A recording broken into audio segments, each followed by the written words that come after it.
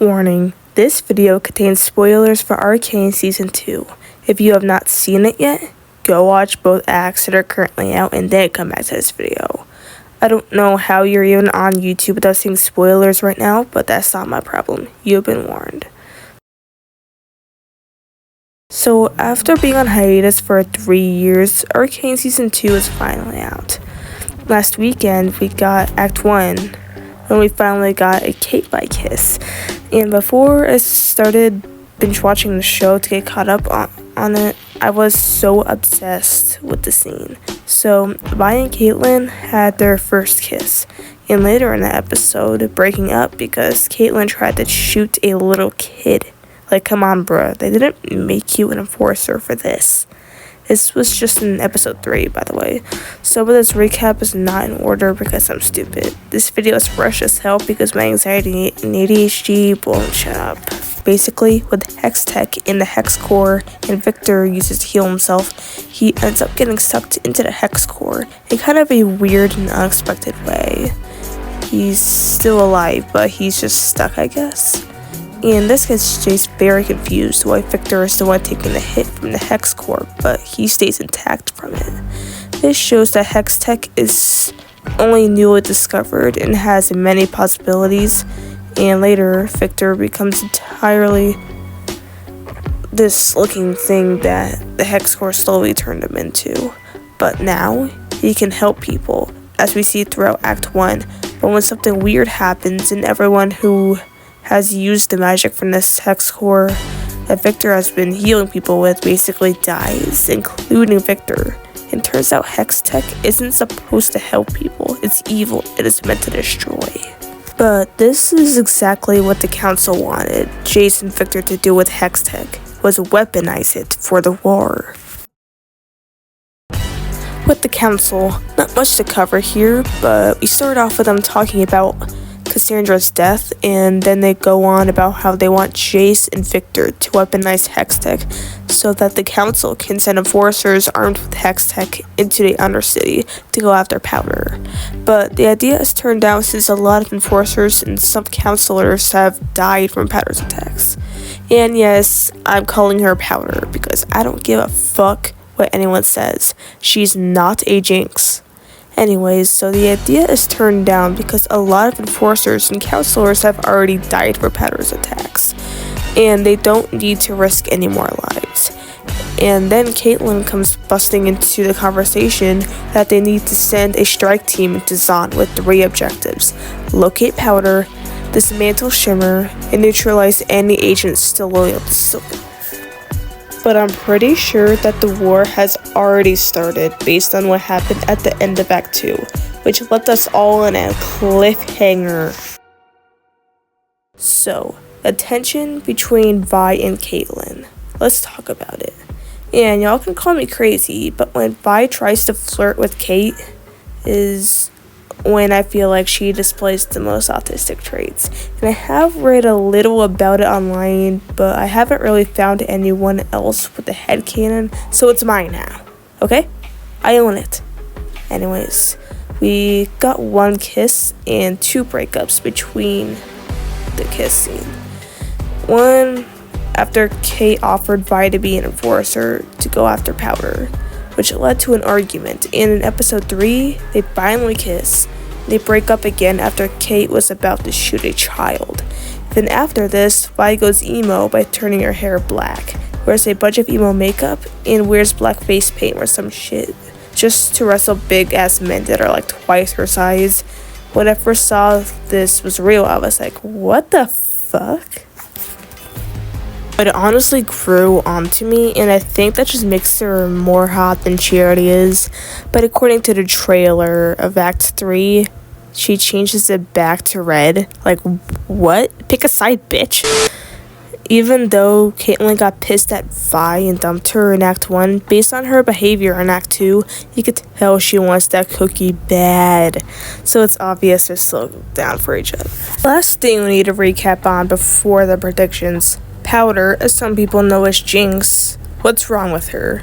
Well, Powder was convinced that she was a jinx back during the first act of Season 1, when she overhears Vi and this other kid, I don't know his name, talk about whenever Powder comes along with the big guys who are doing illegal shit, something gets fucked up. Hence why she was called Jinx in the first place.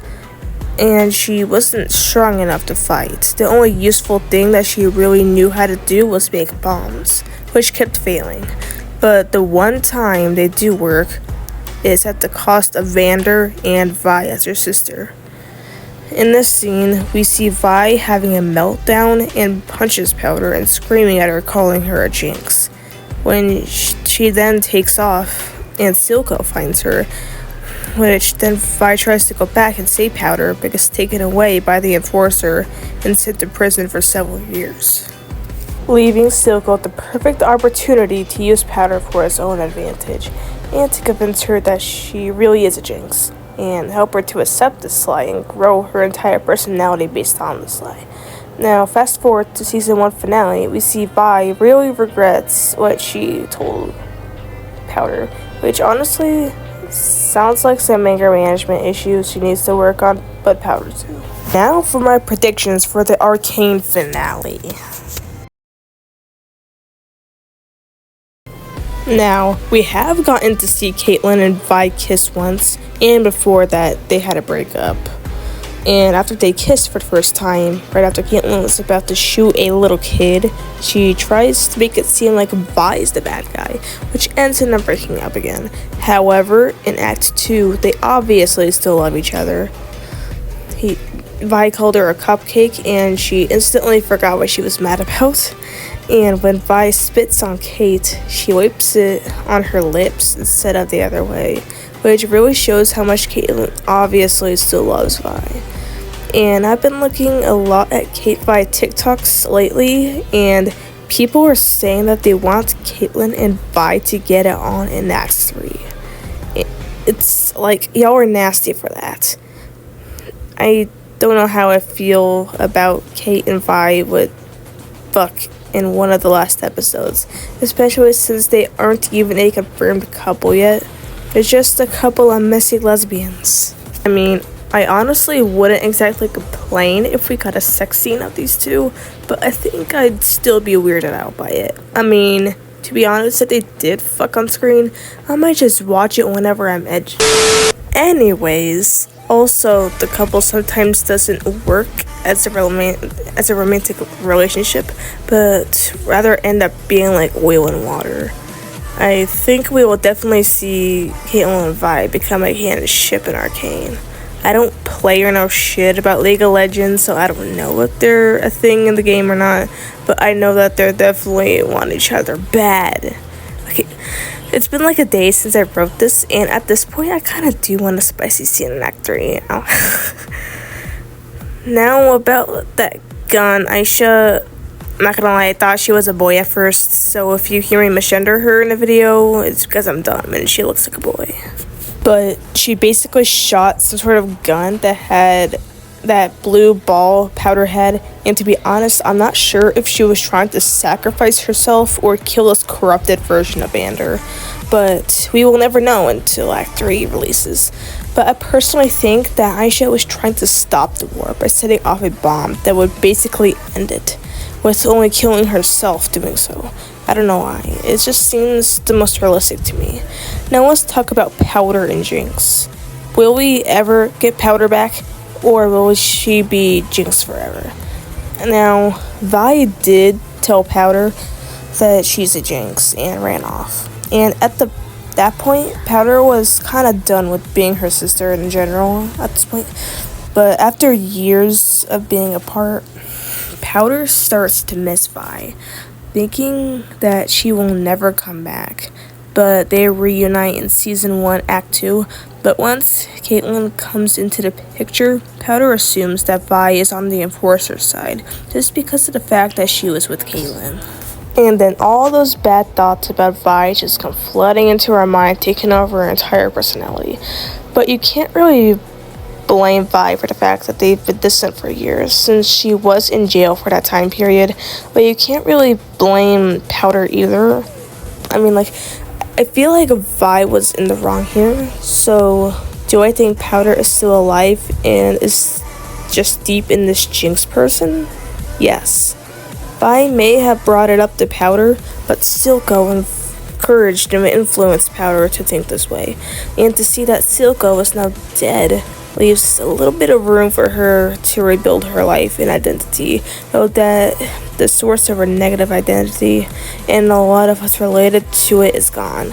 So I think we will get Powder back. Now, I know I didn't go over everything about what the season consists of or what the finale will consist of, but the show is so hard to understand, even with the help of watching recaps, googling stuff about it, and asking my sister about it. But I was able to make a few predictions, so I hope that's enough for y'all.